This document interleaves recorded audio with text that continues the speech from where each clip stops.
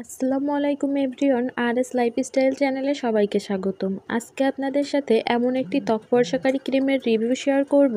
এই ক্রিমটি অত্যন্ত ভয়ানক একটি ক্রিম। অনেকেই ত্বক ফর্সা করার জন্য এই ক্রিমটি ত্বকে ব্যবহার করে থাকেন, তবে এই ক্রিমটি ফর্সা করার পাশাপাশি আরও কিছু কাজ করে থাকে। অনেকেই এই ক্রিমটা ব্যবহার করে খুব ভালো রেজাল্ট পেয়েছেন, আবার অনেকেই এই ক্রিমটা স্কিনে ব্যবহার করে একেবারেই ত্বকটাকে ড্যামেজ করে ফেলেছেন। কারণ এই ক্রিমটার যেমন কিছু উপকারিতা রয়েছে, তেমনি এই ক্রিমটার কিছু ক্ষতিকর দিকও রয়েছে।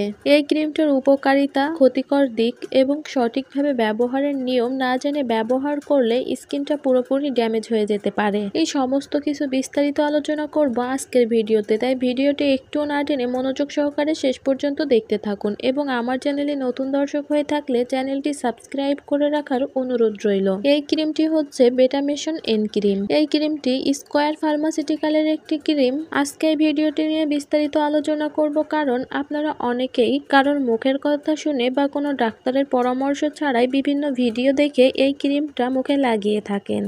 এই ক্রিমটি সম্পর্কে ভালোভাবে না জেনে অসতর্কতার সাথে স্কিনে ব্যবহার করলে ক্যান্সার পর্যন্ত হয়ে যেতে পারে। এছাড়াও বিভিন্ন ধরনের সমস্যা আপনার স্কিনে দেখা দিতে পারে। এই ক্রিমটিতে বেটামেটাসন রয়েছে 0.1%। বেটামেটাসন হচ্ছে স্টেরয়েড। এছাড়াও রয়েছে নিউমাইসিন সালফেট 0.5%। আর নিউমাইসিন হচ্ছে স্টেরয়েডের আরেকটি গ্রুপ। এই দুইটি উপাদানের সমন্বয়ে বেটামেশন এন ক্রিমটি তৈরি করা হয়েছে। বেটামেশন এন ক্রিমটি বর্তমানে বাংলাদেশে বেশ জনপ্রিয়তা লাভ করেছে। বাংলাদেশে অনেকেই এটা ব্যবহার করছেন ত্বক ফর্সা করার জন্য। অনেকে আবার ঠোঁটের কালচে ভাব দূর করে ঠোঁটটাকে গোলাপি করার জন্য এই ক্রিমটি ব্যবহার করে। আবার কেউ কেউ ব্রণের কালো দাগ, মুখের বিভিন্ন কালো দাগ দূর করার ক্ষেত্রেও এই ক্রিমটি ব্যবহার করছে।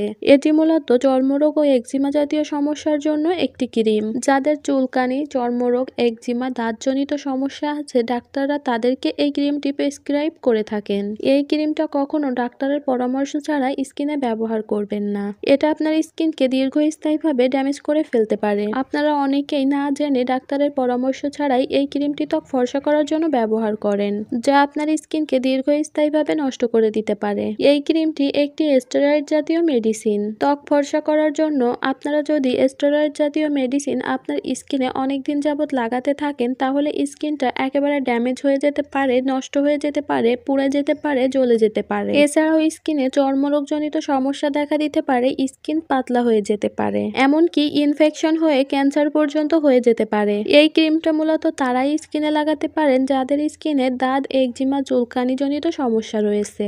অনেকেই এই ক্রিমটি ত্বকে ব্যবহার করেছেন, তারা অনেকে ফর্সাও হয়ে গিয়েছেন। এখন তারা বলতে পারেন এই ক্রিমটি ব্যবহার করে আমার স্কিন তো আরো বেশি সুন্দর হয়ে গিয়েছে, আমার স্কিন আগের থেকে বেশি ফর্সা হয়ে গিয়েছে। এই ক্রিমটি স্কিনে লাগিয়ে স্কিন ফর্সা হয়ে যাওয়ার কারণ হচ্ছে এই ক্রিমটিতে থাকা স্টেরয়েড আপনার স্কিনকে ভেতর থেকে পাতলা করে ফেলেছে। আপনার স্কিনের উপরের মোটা চামড়া উঠিয়ে আপনার স্কিনটাকে পাতলা করে তারপর স্কিনটাকে ফর্সা করে ফেলেছে। এই ক্রিমটা এভাবে দীর্ঘদিন যাবত ব্যবহার করতে থাকলে স্কিন আরো বেশি পাতলা হয়ে যাবে, যার ফলে স্কিনটা জ্বালাপোড়া করবে, রোদে যেতে পারবেন না।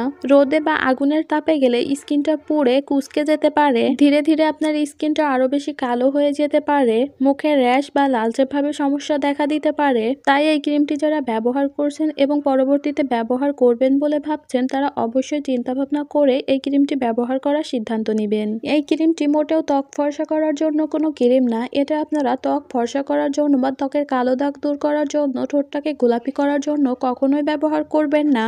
এই ক্রিমটি মূলত চর্মরোগজনিত সমস্যার জন্য একটি ক্রিম। আজকের ভিডিওটি এই পর্যন্ত। ভিডিওটি ভালো লেগে থাকলে লাইক, কমেন্ট, শেয়ার করতে ভুলবেন না এবং আমার চ্যানেলে নতুন দর্শক হয়ে থাকলে চ্যানেলটি সাবস্ক্রাইব করে অল নোটিফিকেশন